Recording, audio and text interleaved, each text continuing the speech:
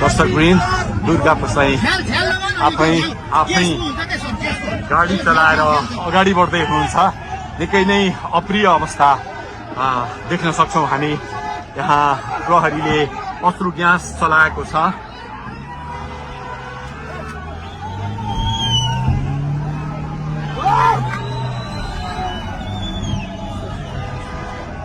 यो तीनकुनेको सडक हो, तीनकुने क्षेत्र हो। उहाँ आफै गाडी चलाउँदै अगाडि बढिराख्नु भएको छ। हामी दुर्गा प्रसादसँगै अगाडि बढिरहेका छौँ।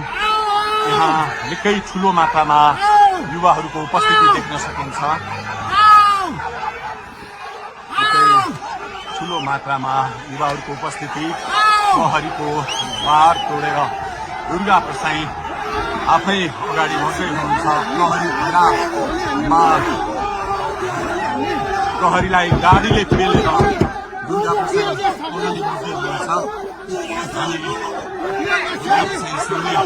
अगाडि बढ्दैछौँ। यहाँ कसैले रोक्न सक्ने अवस्था छैन। दर्शकवृन्द प्रहरीलाई दुर्गा प्रसाई पेलेर अगाडि बढिरहेको छ। प्रहरी गाडीको चाबी खोज्न लागि परेको छ र दुर्गा प्रसाईले प्रहरीको एक लेयर तोडिसक्नु भएको छ र अब अगाडि सशस्त्र प्रहरीको टोली रहेको छ। उहाँ अगाडि बढिराख्नु भएको छ। यो गाडीमाथि प्रहरीले अन्धाधुन्दा लाठीचार्ज गरिरहेको छ। तपाईँ देख्न सक्नुहुन्छ दुर्गा प्रसाईको गाडीलाई प्रहरीले रोकिराखेको अवस्था। उहाँले यो प्रहरीका सम्पूर्ण सुरक्षा घेरा तोडेर दुर्गा प्रसाई अगाडि बढ्नु भएको छ र यति बेला तीनकुनेको यो पुलबाट अगाडि बढिसकेको छ। यो दृश्य अगाडिपट्टि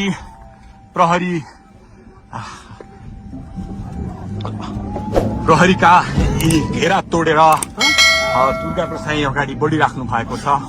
हामी दृश्य देख्न सक्छौं।